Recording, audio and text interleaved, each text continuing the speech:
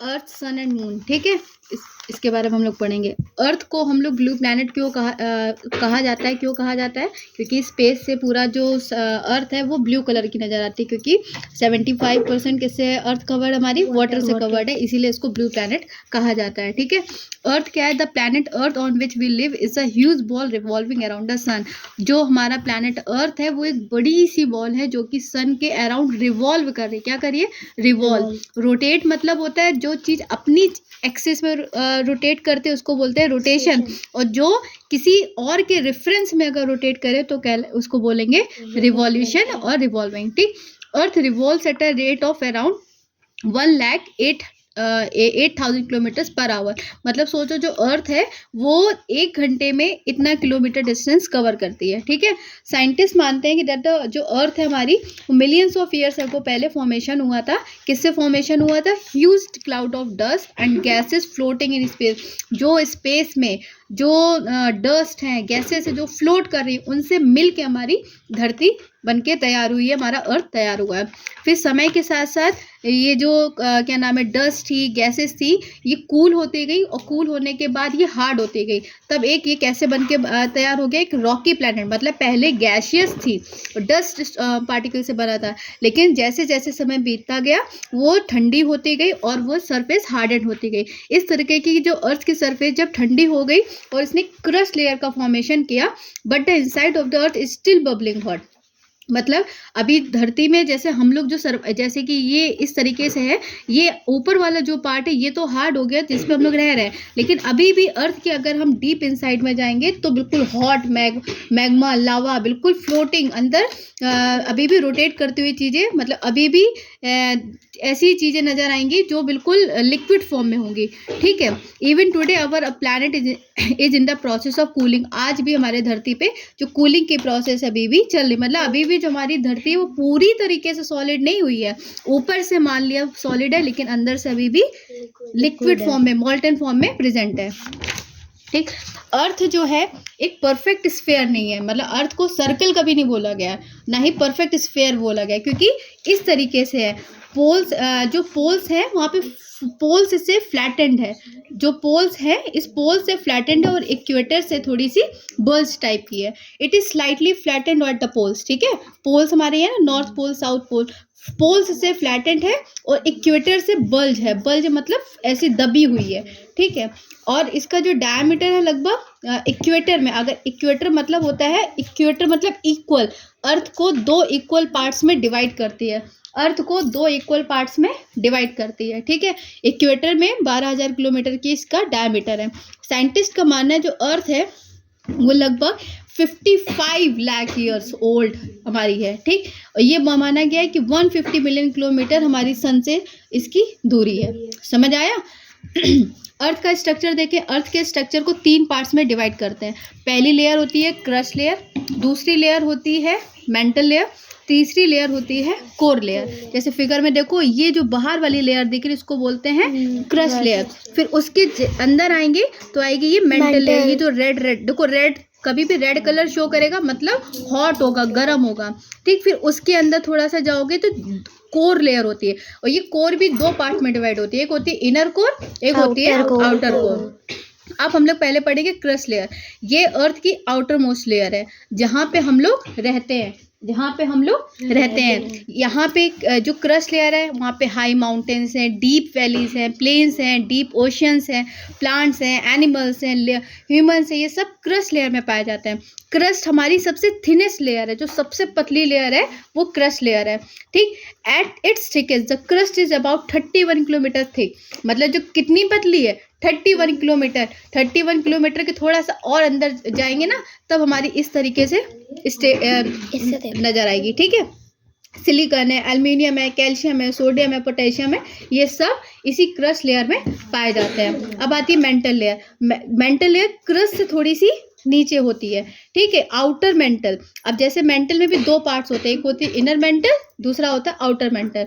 Outer mental जो है वो थोड़ा सा, क्योंकि धरती बिल्कुल जो मिट्टी है, रॉक्स हैं, थोड़ी सी उससे नीचे है, ठीक है, इसीलिए आउटर मेंटल तो हार्ड रॉक से बनी है। It merges with the crust, क्योंकि क्रस्ट से ही वो मर्ज हुई है, क्रस्ट से मर्ज है, मतलब जैसे मान लो जैसे सैंडविच बनाते हैं तो सैंडविच की जो नीचे वाली लेयर और आलू की परत जब छूती है, इसी तरीके से धरती है तो धरती की जो क्रस्ट वाली लेयर है और जो हमारी अंदर वाली मेंटल लेयर है, तो इन दोनों को जो टच कर रही है, तो ऊपर वाली टच करी तो वो होगी तो रॉकी सरफेस ना, इसलिए inner mantle consist of molten rock. अब इससे अंदर जब जाएंगे, जैसे कि सैंडविच बनाया, सैंडविच में हमने जो सैंडविच सोचो बर्गर बना रहे हैं, तो ऊपर जो ऊपर वाले जो पाव है वो कौन सी लेयर है, कौन सी लेयर है, क्रस्ट लेयर। फिर उसके अंदर जब आलू लगाया तो वो लेयर हो गई मेंटल, उसके अंदर चीज लगा दिया तो वो हो गया मेंटल, कौन सा, इनर मेंटल, क्योंकि चीज ही लेयर हो गई ना, लिक्विड फॉर्म हो गया, ठीक है। हाँ, inner mantle consist of molten rocks called magma. When a volcano erupts, जब वोल्केनो एरप्ट करता है तो मैग्मा, इसकी जो मैग्मा होता है वो अर्थ की सरफेस से बाहर निकलता है in the form of a lava. ये 2900 किलोमीटर थिक होती है। सिलिकॉन है, ऑक्सीजन है, मैग्नीशियम है, आयरन है, कैल्शियम है, ये सारी चीजें इन लेयर में, मेंटल लेयर में पाई जाती है, ठीक। अब आता है कोर। कोर मतलब, कोर जो है वो सेंटर के ही शब्द से निकला है। कोर जो है वो प्लैनेट का सेंटर पार्ट होता है। किसका होता है, प्लैनेट का सेंटर पार्ट होता है। ये कम से कम, मतलब जब धरती के अंदर जाएंगे, अर्थ के अंदर जाएंगे तो 6900 किलोमीटर अंदर जाएंगे तब हमको कोर लेयर मिलेगी। इतना जाना, इतना डीप जाना पॉसिबल ही नहीं है, ठीक। कोर इतनी हॉट है कि इसमें 2 लेयर कंसिस्ट करती है, एक होता है आउटर कोर, दूसरा होता है इनर कोर। आउटर कोर जो है, जो बाहर वाला आउटर कोर है वो लिक्विड स्टेट में है, उसमें आयरन एंड निकल की क्वांटिटी पाई जाती है, जबकि जो इनर कोर है वो hot ball of solid iron है, ठीक। ये मान लिया, ये जो येलो येलो पार्ट दिख रहा है ये तुम्हारा लिक्विड फॉर्म में, लेकिन बिल्कुल जो अंदर है ये सॉलिड आयरन है। क्या है, सॉलिड आयरन। देखो मतलब ये सॉलिड, उसके बाद लिक्विड, फिर उसके बाद लिक्विड, फिर उसके बाद यहाँ वाला सॉलिड, इस तरीके से पूरी लेयर है। समझ आया। कुछ इंटरेस्टिंग फैक्ट जानो। देखो लैंड जो है, जो धरती जो है, अर्थ है, उसने 30% सरफेस जो है वो हमारी लैंड से कवर है। किससे, लैंड, क्योंकि 70% तो वाटर से कवर है, लैंड कितनी है, सिर्फ 30% है, ठीक। ये जो लैंड जो है 7 ह्यूज पीसेस में कटी हुई है, 7 ह्यूज पीसेस में टूटी हुई है, जिसको हम कॉन्टिनेंट्स कहते हैं। ये जो कॉन्टिनेंट्स हैं, अफ्रीका, अंटार्कटिका है, एशिया, ऑस्ट्रेलिया, अफ्रीका है, north America, south America, Europe, ये सारे हमारे कॉन्टिनेंट्स हैं, ठीक। ये पहला फैक्ट। दूसरा, वाटर जो है हमारे अर्थ में 70% कवर है। ये वाटर जो हमारी अर्थ में, हम लोग कहते हैं वाटर तो 70%, तो हम लोग क्यों कह रहे हैं कि वाटर की कमी है, क्योंकि जो 70% में जो पूरा पानी है वो पूरा कैसा है, ओशियंस वाला है, जो सॉल्टी वाटर, मिनरल्स बहुत ज़्यादा है, वो हमारी बॉडी के लिए हार्मफुल है, इसलिए वो हमारे लिए यूजफुल नहीं है, ठीक है। ये जो वाटर है ओशियंस के फॉर्म में पाया जाता है, रिवर्स है, लेक्स है, ground water. 4 major water bodies है अर्थ में, Pacific ocean, Atlantic ocean, Indian ocean, Arctic ocean, ये 4 ओशियंस है। देखा जाए पानी वो पूरा एक है, लेकिन कॉन्टिनेंट के हिसाब से जितने वो आ गए हैं, इसी वजह से उसको नाम दे दिया ताकि उस चीज को आइडेंटिफाई कर सके। समझ आ गया। इसी तरीके से this surround the continents, some water is frozen, इसी तरीके से कुछ वाटर ऐसा है जो फ्रोजन स्टेट में पाया जाता है। There are large sheets in the Arctic and Antarctic region, क्योंकि ये ठंडे रीजन है, इसी वजह से वहाँ पे जो पानी है वो आइस शीट के फॉर्म में पाया जाता है। क्लियर। इसी तरीके से 20% ऑफ द लैंड डेजर्ट है, जो लैंड में 20% पार्ट किसका है, वो डेजर्ट पार्ट का है। ये अर्थ का सबसे ड्राइएस्ट प्लेस होता है, अर्थ का सबसे ड्राइएस्ट प्लेस होता है इक्वेटर के पास में, क्योंकि देखो हमारी, जैसे मान लिया ये अर्थ है, ठीक, ये इक्वेटर है, सन से इसकी रेस पड़ रही है, तो इक्वेटर वाला रीजन सबसे पास में पड़ा है ना, बिल्कुल ही सीधी सीधी रेस पड़ रही है, इसीलिए इक्वेटर के पास जितनी भी एरिया पड़ेंगे वहाँ पे हमेशा गर्मी होती है, ज़्यादातर गर्मी। और जैसे जैसे जैसे सन की रेस ऐसे जाएंगी तो ये वर्टिकली जा रही है, मतलब सन की रेस थोड़ी थोड़ी स्लैंटिंग में जा रही है, इसीलिए वो रीजन ऐसे कैसे हो जाते हैं, वहाँ पे टेम्परेचर घट जाता है। समझ आया। इसीलिए इक्वेटर के पास में हमेशा मौसम गर्म रहता है और it rains almost every day. The further we go from the equator, मतलब हम इक्वेटर के ऊपर जाए या इक्वेटर के थोड़ा नीचे आए, वैसे वैसे मौसम ठंडा होता जाता है। Poles are the coldest place on earth, और पोल्स जो है ये हमारे सबसे कूलेस्ट होते हैं, कोल्डेस्ट होते हैं। क्यों? क्योंकि यहाँ पे अर्थ की जो सन की जो रेज होती है वो एकदम ना के बराबर पहुँचती है, इसीलिए वहाँ पे कैसा मौसम होता है, बिल्कुल ठंडा मौसम होता है। ठीक, Iceland is very cold but the water in pools and lakes is warm. Iceland एक ऐसी जगह है जो बहुत ठंडा है, लेकिन जो पूल्स और लेक्स हैं वहाँ का जो पानी उसमें वार्म पाया जाता है। क्यों?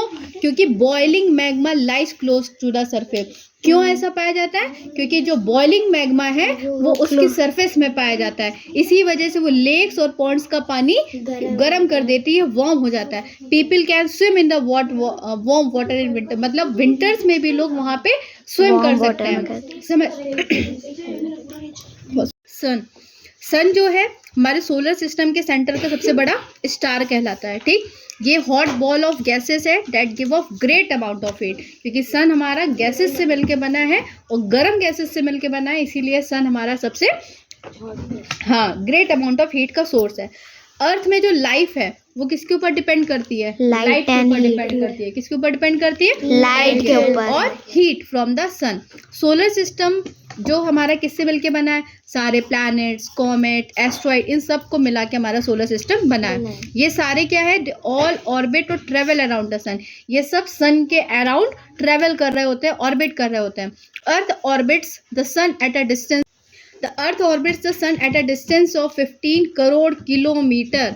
जो अर्थ है वो सन के अराउंड कितनी उसकी डिस्टेंस है? 15 करोड़ किलोमीटर। अर्थ का क्लोजेस्ट स्टार कौन है आउटसाइड द सोलर सिस्टम? ये 2,50,000 times further away from the sun. That is why the sun is by far the brightest object in the sky. इसी वजह से सन जो है वो हमारा स्काई का सबसे ब्राइटेस्ट स्टार उसका कहा जाता है। ठीक, सन हमारा सोलर सिस्टम का सबसे लार्जेस्ट ऑब्जेक्ट है। इसका डायमीटर मतलब उसकी पूरी जो अंदर की चौड़ाई है वो 13,92,000 किलोमीटर है, और ये हमारे अर्थ के डायमीटर से 109 टाइम बिगर है। कितना? अर्थ से 109 टाइम बिगर है हमारा सन। सन जो सन है consist mostly of the gases hydrogen and helium. जो सन में हमने बताया ना, सन एक गैसेस से मिलके बना है। ठीक है, कौन सी गैसेस से मिलके बना है? Hydrogen and helium. Hydrogen is packed tightly in the core, मतलब इसके जो सन है उस सन का जो बिल्कुल यहाँ पे बिल्कुल अंदर कोर वाला पार्ट है वहाँ पे सबसे ज़्यादा हाइड्रोजन की क्वांटिटी पाई जाती है। Extremely high pressure at the core causes hydrogen to convert into helium. और इसके अंदर जो हाइड्रोजन पाया जाता है वहाँ पे इतना प्रेशर होता है कि वो हाइड्रोजन को हीलियम में कन्वर्ट कर देता है। मतलब जब H+H मिलता है तब वो आपस में मिलके हीलियम गैस का फॉर्मेशन कर देता है with the release of huge amount of energy. यही जो एनर्जी होती है ये हमारे पास सनलाइट के फॉर्म में हमको मिलती है। इसका कोर सन का बहुत हॉट है, लगभग 1,56 लाख डिग्री सेल्सियस टेम्परेचर इसका पाया जाता है। कहाँ? सन के कोर का। Sun has been shining for millions of years, it is now mostly hydrogen with some helium. Sun जो है मिलियंस ऑफ ईयर से अभी भी चमक रहा है और it is now mostly hydrogen with some helium, मतलब उसमें हाइड्रोजन तो पाया ही जाता है पर कुछ अमाउंट में हीलियम भी पाया जाता है। Billions of years in the future, और मतलब मिलियंस ईयर से शाइन कर रहा है और ऐसी उम्मीद की जाती है बिलियन ईयर्स तक चमकता रहेगा। ठीक, eventually moon. The moon is the largest natural object that orbits Earth. हमको पता है मून क्या है? मून एक लार्जेस्ट नेचुरल ऑब्जेक्ट है जो अर्थ के अराउंड ऑर्बिट करता है। ठीक, मून जो है पूरा किससे बना हुआ है? रॉक से बना हुआ है। इसकी सरफेस जो है बिल्कुल अनइवन है। अनइवन मतलब बराबर नहीं है, समतल नहीं है। ठीक, ये मून जो है इसकी जो प्लेस है वो पूरी ऑलमोस्ट देखा जाए ड्राई है, डस्टी है, और पूरा जो मून है प्लेन्स, माउंटेन्स और क्रेटर से कवर है। क्रेटर क्या होता है? Craters are huge ditches that were formed when huge pieces of rock called meteoroids crashed on the moon surface. Craters क्या होते हैं? जब रॉक के बड़े बड़े पत्थर मतलब रॉक के बड़े बड़े पीसेस जो होते हैं जब वो आपस में मिलके एक ह्यूज डिचेस का फॉर्मेशन करते हैं उनको बोलते हैं मेट्रॉइड, और वो मून की सरफेस से जब टकराते हैं तब क्रेटर्स का फॉर्मेशन होता है। ठीक है, मून जो है अर्थ का जो साइज है उसका 1/4 मून है, ठीक है। इसका डायमीटर 3500 किलोमीटर है और मून पे किसी भी प्रकार का कोई एटमॉस्फेयर नहीं है, इसी वजह से वहाँ पे so it is very hot where the sunshine falls, इसीलिए मून में जहाँ जहाँ सूरज की रोशनी पहुँचती है वहाँ वहाँ उतना एरिया गर्म होता है। दिन के समय इसका सरफेस का टेम्परेचर लगभग 107 डिग्री सेल्सियस हो जाता है, जबकि नाइट का जो टेम्परेचर होता है वो -153 डिग्री सेल्सियस हो जाता है, ठीक। India's lunar mission has recently achieved success dated 23 August 2023। India का जो लूनर मिशन है वो अभी रिसेंटली अभी हम लोगों ने पढ़ा था चंद्रयान के बारे में, 23 अगस्त 2023 को डेटेड किया गया है। Chandrayaan 3 has made successful soft landing on the lunar surface. Chandrayaan 3 ने मून के लूनर सरफेस पे जाके लैंड किया था, ठीक है। With this India became the first nation to become a successful landing on the south pole of the, और इसके साथ इंडिया जो है ये फर्स्ट नेशन बना जिसने मून के साउथ पोल में अपना कदम रखा था, ठीक। Distance between the moon and the earth is about 3,84,400 kilometre. Moon और अर्थ के बिटवीन की जो एवरेज डिस्टेंस है वो इतनी है। मून की जो ग्रेविटी है वो भी अर्थ को अपनी तरफ खींचती है, इसी वजह, लेकिन उसकी ग्रेविटी इतनी वीक है कि पूरे अर्थ में फील नहीं होती है। जैसे कि हम लोग अर्थ में ग्रेविटी जिसकी वजह से हम अर्थ पे अपने मतलब चल पाते हैं, ठीक, इसी तरीके से मून पे भी ग्रेविटी है, ये अर्थ को अपनी तरफ खींचती भी है, लेकिन उसके सामने अर्थ इतनी बड़ी है कि उस पे मून का कोई प्रभाव नहीं पड़ता है, ठीक। इसी वजह से it does make the water on the earth move, जिसकी वजह से अर्थ में जो वाटर है वो मूव कर पाता है। It pulls the water on the Earth towards it causing high tides और low tide in seas and ocean. जो हाई टाइड और लो टाइड सीज और ओशंस में आते हैं ना, क्यों आते हैं? क्योंकि मून की ग्रेविटी अपनी तरफ खींचने की कोशिश करती है, इसी वजह से पानी का ही हिस्सा अट्रैक्ट हो पाता है, जिसकी वजह से लो टाइड और हाई टाइड देखने को मिलती है। समझ आया? मून की जो ग्रेविटी है वो अर्थ की ग्रेविटी की 1/6 है। मतलब 1/6, जैसे आपका सपोज करो आपका वेट अर्थ में अगर 36 kg है तो मून में आपका सिर्फ कितना रह जाएगा? 6 kg रह जाएगा। मतलब 1/, पे हैवी से हैवी ऑब्जेक्ट भी अर्थ मून में लिफ्ट हो पाती है, उड़ पाती है, हैवी से हैवी ऑब्जेक्ट उड़ने लगता है, ठीक है। प्लैनेट्स की तरह मून में भी जैसे हमारा अर्थ है, अर्थ में जैसे 2 टाइप के मूवमेंट्स पाए जाते हैं, लाइक अ रोटेशन और रिवोल्यूशन, उसी तरीके से मून में भी 2 टाइप के मूवमेंट पाए जाते हैं, रोटेशन एंड रिवोल्यूशन। जो मून होता है, क्योंकि मून अर्थ के अराउंड मूव कर रहा होता है, तो वो कहलाएगा तुम्हारा, क्या कहलाएगा?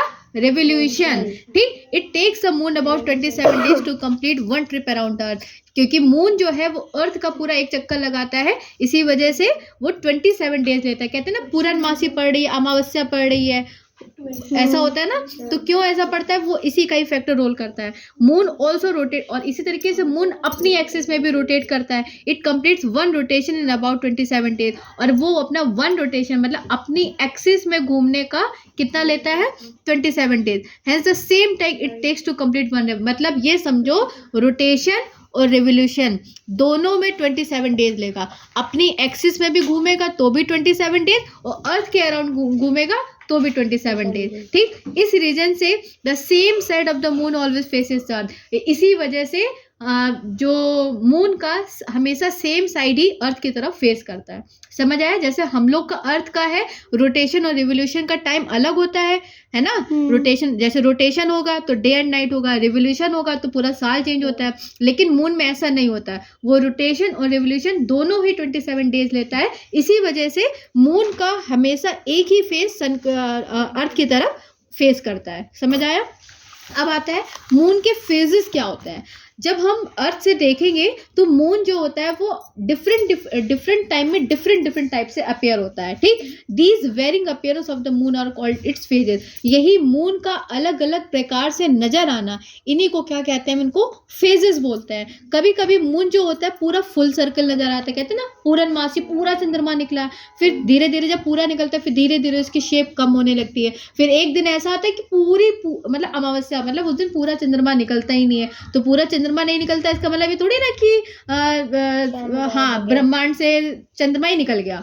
अमावस्या का मतलब ये थोड़ी ना होता है, चंद्रमा तो अपनी ही जगह था, लेकिन उस दिन उसका प्रभाव हमारे अर्थ में नजर नहीं आया, ठीक। It appears as only a thin slice और लुक्स कंप्लीटली, मतलब देखो पहले इस तरीके से थोड़ा पार्ट नजर आया, फिर हाफ हो गया, फिर हाफ से थोड़ा सा 1/4 और बढ़ा, फिर फुल मून हुआ, फिर धीरे धीरे उसकी शेप डिक्रीज होने लगी। यही जो फेजेस जो है, जो मून के साइज का बढ़ना, जो घटना, इन्हीं को हम फेजेस ऑफ द मून कहते हैं, ठीक। The moon reflect light from the sun, और मून मून की रोशनी कब नजर आती है? जब सन की रोशनी मून पे पड़ती है, वो रिफ्लेक्शन नजर आता है, जिसकी वजह से मून कैसा चमकता हुआ नजर आता है। एज द मून ऑर्बिट्स अर्थ, क्योंकि मून जो है वो अर्थ की ऑर्बिट मतलब अर्थ के चारों ओर घूमता है। The sun shines on different parts of the moon, जब क्योंकि वो अर्थ जैसे मून इस तरीके से घूम रहा होता है, जैसे मान लिया ये अर्थ है और इस तरीके से मून इस तरीके से घूम रहा है, अपनी एक्सिस में भी घूम रहा है प्लस ऐसे भी घूम रहा है, तो ऐसे से घूम रहा है तो सन का अलग, जैसे मान लिया मून यहाँ है और सन भी तो इधर है, तो सन का ये पार्ट पूरा जहाँ पे पूरा पार्ट पड़ा और यहाँ पे ये, तो जहाँ पे पूरा पड़ेगा वो हमको विजिबल होगा, जो नहीं पड़ेगा विजिबल नहीं होगा। इसी तरीके से ऐसे ऐसे करके यही जो अपनी रोटेशन और रिवोल्यूशन की ही वजह से फेजेस ऑफ द मून नजर आता है। ठीक है, अब इक्लिप्स क्या होता है? जो सन है वो हमको पता है सोर्स ऑफ लाइट है, जबकि अर्थ और मून जो है वो ओपेक ऑब्जेक्ट मतलब ये रॉक से बना हुआ है, जिसकी वजह से जब लाइट पड़ती है तो पूरी तरीके से रिफ्लेक्ट हो जाती है, इसी वजह से इसको जो अर्थ और मून ओपेक ऑब्जेक्ट बोला गया है। ठीक है, When the earth and the moon come in the way of the sunlight, इसीलिए जब अर्थ और मून के बिटवीन में जब सन की लाइट आ जाती है तो वो लाइट का कुछ पार्ट रोक देता है और शेडो का फॉर्मेशन करता है, इसी वजह से इसको इक्लिप्स कहते हैं, हिंदी में इसको ग्रहण बोला जाता है। ठीक, अब लूनर इक्लिप्स और सोलर इक्लिप्स के बारे में पढ़ेंगे। लूनर इक्लिप्स और सोलर इक्लिप्स क्या होता है? Lunar Eclipse occurs on full moon night. Lunar Eclipse हमेशा जिस दिन पूर्णमासी होती है, फुल मून नाइट होती है, लूनर इक्लिप्स हमेशा तब पड़ता है। उसमें ऐसा क्या होता है कि जो अर्थ होती है वो सन और मून के बिटवीन में आ जाती है। क्या बोला? जो अर्थ होती है वो सन और मून के बिटवीन में आ जाती है। अर्थ एक ओपेक ऑब्जेक्ट है ना, तो सूरज की रोशनी जो पड़ रही है, तो सूरज, अब ये रोशनी मून पे पड़नी चाहिए थी, वो पूरी नहीं पड़ी, तो जितना पार्ट अर्थ ने रोक लिया किसका? सन की रेस का, तो वो उसके ये जो जितना रोका, तो यहाँ पे इसमें क्या पड़ा? इसका ब्लैक शेडो का फॉर्मेशन होगा ना, तो इसीलिए लूनर इक्लिप्स पड़ता है। और ये हमेशा लूनर इक्लिप्स तब पड़ता है जब सन और मून तीनों ही स्ट्रेट लाइन में आ जाए। किस में आ जाए? तीनों ही स्ट्रेट लाइन में आ जाए और अर्थ हमेशा बिटवीन में हो। ठीक, in other word earth cast a shadow on the moon causing a lunar eclipse, मतलब अर्थ की शेडो जब मून पे पड़ती है तो हमेशा लूनर इक्लिप्स का फॉर्मेशन होता है। तभी क्या फॉर्मेशन होता है? लूनर इक्लिप्स का फॉर्मेशन होता है। तभी कहते हैं ना चंद्रमा काला हो गया, चंद्रमा पूरा दिख नहीं रहा, क्यों? क्योंकि अर्थ का रिफ्लेक्शन मून पे पड़ा होता है, इसी वजह से लूनर इक्लिप्स का फॉर्मेशन होता है। क्लियर हो गया? हमने क्या बताया लूनर इक्लिप्स में? जब सन, मून, अर्थ तीनों स्ट्रेट लाइन में आ जाए, अर्थ बिटवीन में होगी, सन जो सूरज की रोशनी मून पे, देखो ये मून है ना, ऐसे रोटेट कर रहा है ना, ऐसे रोटेट कर रहा है कि नहीं कर रहा है, लेकिन जैसे ही मून यहाँ पर आया, सन की रेज मून पे पड़नी थी लेकिन पूरी तरीके से नहीं पड़ी, उसमें अर्थ की शेडो इसमें पड़ने लगी, जिसकी वजह से लूनर इक्लिप्स का फॉर्मेशन हुआ। क्लियर हो गया? कोई डाउट? अब आता है when the moon is completely in the shadow of the अर्थ। अब याद रखना, जब मून का मतलब जो मून पे अर्थ की पूरी छाया पड़ जाए, मतलब अर्थ जो सूरज की रोशनी है वो सूरज का जो रिफ्लेक्शन है वो मून पे पूरी तरीके से पहुंचे ही ना, तब टोटल लूनर इक्लिप्स कहते हैं, जिसको हिंदी में पूर्ण चंद्र ग्रहण कहा जाता है। मतलब उस दिन अगर पूर्णमासी होगी तो पूरा अंधेरा हो जाता है, पूरा चंद्रमा बिल्कुल अमावस्या वाला सीन क्रिएट हो जाता है। और इसी तरीके से जब मून अर्थ के अराउंड जैसे रिवॉल्व कर रहा होता है, तो कभी कभी क्या होता है कि ये जो मून होता है ना, हो सकता है कभी इधर आ जाए या कभी इधर आ जाए, है ना, तो उसमें कुछ पार्शियल मतलब ऐसा होता है कि आधा दिखता है, तो उसको बोलते हैं अर्धचंद्र ग्रहण। ठीक, पार्शियल लूनर इक्लिप्स कहते हैं। हाँ, सोलर इक्लिप्स कब होता है? अब सोलर इक्लिप्स कब होगा? जब मून, सन, अर्थ तीनों स्ट्रेट लाइन में हो गए, लेकिन पहले लूनर इक्लिप्स में अर्थ बीच में आई थी, सोलर इक्लिप्स में मून बीच में आ जाएगा। अब भाई हमको ये तो पता है कि अर्थ के कंपैरिजन में मून का साइज छोटा है ना। अब सूरज की रोशनी पड़ रही है इधर, ठीक, पड़ रही है। अब ये बीच में एक भाई साहब आ गए, इन्होंने कहा मैं इतनी रोशनी तो नहीं जाने दूंगा अर्थ में, उसने रोक दिया। ठीक, ये इसने यहाँ से नहीं, अब देखो जो पार्ट यहाँ पे नहीं पहुंचा, मतलब यहाँ तो बिल्कुल ही ब्लॉक हो गया, मून की शेडो पूरी पड़ी, तो यहाँ तो पूरा टोटल सोलर इक्लिप्स होगा। क्या होगा, मतलब दिन के समय रात के 12 बज जाएगा, बिल्कुल अंधेरा हो जाएगा, क्योंकि मून ने पूरी पूरी रोशनी रोक दी कि मैं तो जाने नहीं दूंगा। और थोड़ी थोड़ी जो पार्शियल पहुंची कि चलो ठीक है थोड़ा बहुत उजाला रहने दो, बच्चे घबरा जाएंगे, ठीक, तो उसको हम पार्शियल सोलर इक्लिप्स बोलेंगे। क्या बोलेंगे? समझ आया? मतलब अंधेरा होगा लेकिन इतना नहीं होगा, क्यों? बच्चे घबरा जाएंगे, ठीक। तो सोलर इक्लिप्स कब होता है? When the moon comes in between the Earth and the sun, ठीक है। If they are in a straight line the moon will block out the sunlight from reaching a portion of the Earth. क्यों? क्योंकि सूरज की रोशनी moon पे पड़ रही थी, moon भाई साहब बीच में आ गए और इन्होंने क्या किया, रोशनी यहाँ अर्थ में पड़ने नहीं दी, जिसकी वजह से ये रास्ता ऑब्स्ट्रक्ट हो गया, सनलाइट यहाँ पड़ी नहीं, यहाँ वाले बेचारे दिन के 12 बजे रात का आनंद ले रहा है, ठीक। जब तक मून यहाँ से हटेगा नहीं तब तक यहाँ पे उजाला होगा नहीं, फिर धीरे धीरे यहाँ से हटेगा तब पूरा यहाँ पे जो सूर्य ग्रहण होगा तब धीरे धीरे कम होगा। क्लियर हो गया? The region of the earth where the sun is completely hidden is set to total solar eclipse. Clear हो गया? Yes ma'am. अब आता है humans on the moon. People have observe the moon since ancient time. बहुत सालों से हम देख रहे हैं, महादेव जी सर में लगाए विराजे हैं चंद्रमा, है ना। उन्होंने तो छोटी मोटी बातें नहीं करते महादेव जी, तो वो तो सीधा उठा के सर पे रख लेते हैं, ठीक। In the 1600s the invention of the telescope allowed people to study the moon more closely.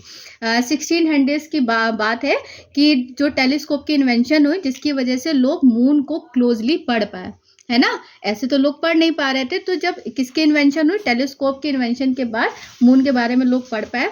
21 जुलाई 1969 में American spacecraft Apollo 11 landed on the moon. ये अमेरिकन स्पेसक्राफ्ट था जो कि मून पे लैंड हुआ था। ये हिस्टोरिकल डे था लोगों के लिए, ठीक।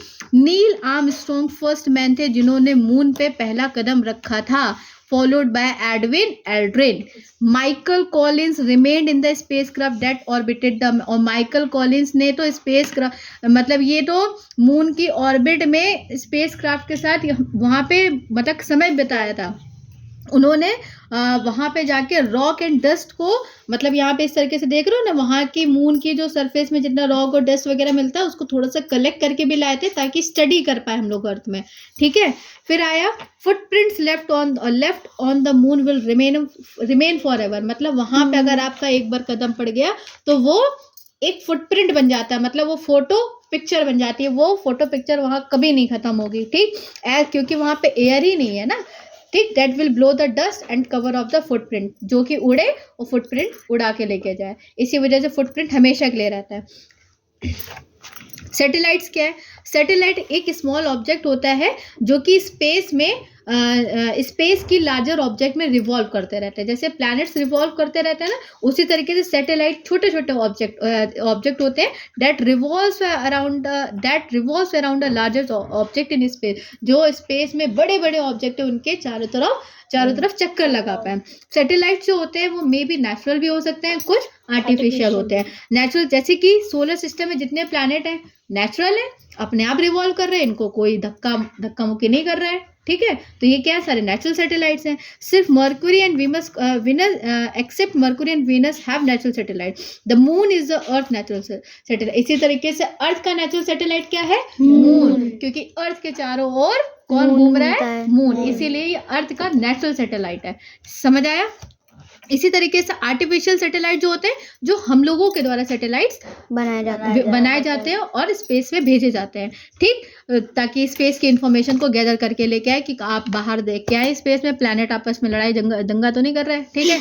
इसी वजह से भेजे जाते हैं आर्टिफिशियल सैटेलाइट्स। मतलब इस तरीके से उनको डिज़ाइन किया गया है कि बाहर की वेदर मॉनिटरिंग को देख पाएँ, आगे की भविष्यवाणी फोरकास्टिंग कर पाएँ, टेलीकम्युनिकेशन बढ़ा सकें, साइंटिफिक रिसर्च कर पाएँ, स्पेस को एक्सप्लोर कर पाए। इसी वजह से आर्टिफिशियल सैटेलाइट को बनाया गया है, ठीक। कुछ होते हैं वेदर सैटेलाइट, वेदर के नाम से समझ आ रहा है, जो वेदर के बारे में इंफॉर्मेशन दे, ठीक। They pictures of ocean currents and movements of cloud. मतलब ये ऊपर से सैटेलाइट्स जो होते हैं, ये जितनी भी क्लाउड के मूवमेंट्स होते हैं, जितने भी ओशियन करंट मतलब समुद्र में जो उथल पुथल होती है उसके बारे में स्टडी करते हैं, ठीक। मीटरोलॉजिकल डिपार्टमेंट इनके बारे में पढ़ता है, और वेदर फॉरकास्टिंग होती है वो वेदर सैटेलाइट से पता चलता है। ये लोगों को ये भी वार्न कर देता है कि फ्लड आने वाला है, स्टॉर्म्स आने वाले, साइक्लोन्स आने वाले, forest fire, moving glacier, forecast करता है। लेकिन एग्जैक्ट नहीं बताता है।